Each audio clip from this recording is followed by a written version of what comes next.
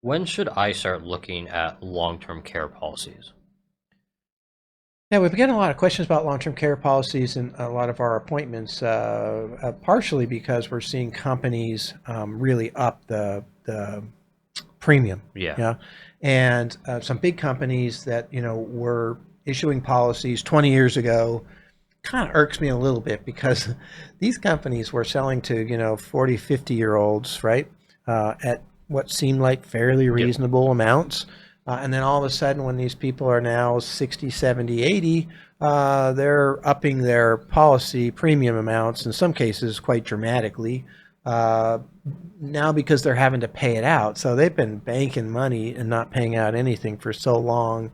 Um, in their defense, I guess the cost of long-term care has really skyrocketed, mainly because the fastest growing area of long-term care is memory care, Hmm. which is really expensive. Alzheimer's and dementia are growing the fastest. It makes sense when you start to knock down strokes and cancer and heart attacks. Yep. People live long enough to now have Their dementia minds, and and so their Alzheimer's. body's going, their mind's going. Yeah, and so you know but that's the risk the insurance company takes, and they're kind of passing that along. So what you want to do is you really want to kind of optimize when you get your policy.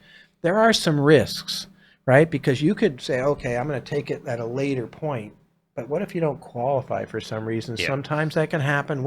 I can't think of a client situation where prior to 60 they needed long-term care, but I'm sure it's happened.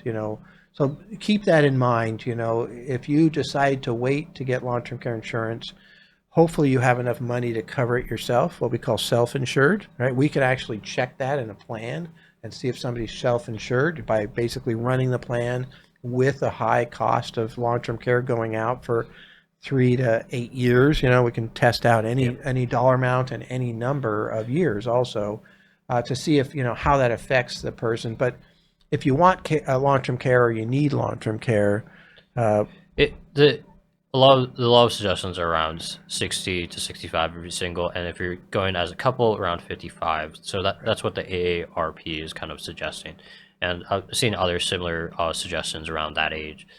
Because the idea is that you don't know if you're gonna ever need to use long term care, so you wanna you wanna pay premium.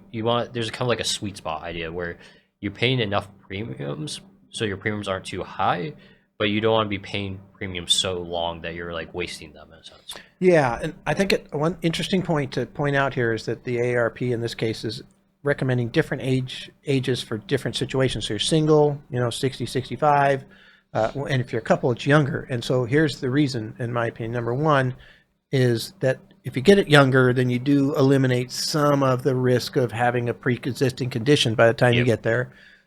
But the real reason, in my opinion, is because there's a bigger risk for a couple Hmm. than there is for a single person. So if I'm a single person, I live in this house, and it's worth X, Y, Z. I've got these other assets, and I end up in long-term care.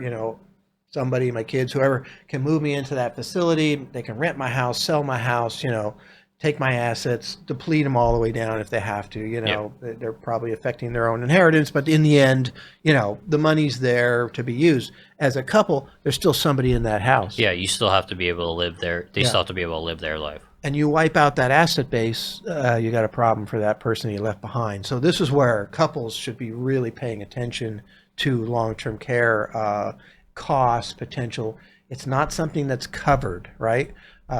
Everything else is covered as a potential expense. Now, you might not end up either one of you needing it, Yeah. and it could be a waste of money to do it, but so is a lot of insurance. If you never claim on your auto insurance for your whole life, you just wasted a lot of money in theory, right? But Hmm. we still do it because the outflow could be quite high if the situation happens. The same thing with long-term care. So I think it's a really interesting subject. I think it's something to run through a plan, take a look at how it affects, your finances. If you're a couple, you should definitely be looking at this as closely as possible.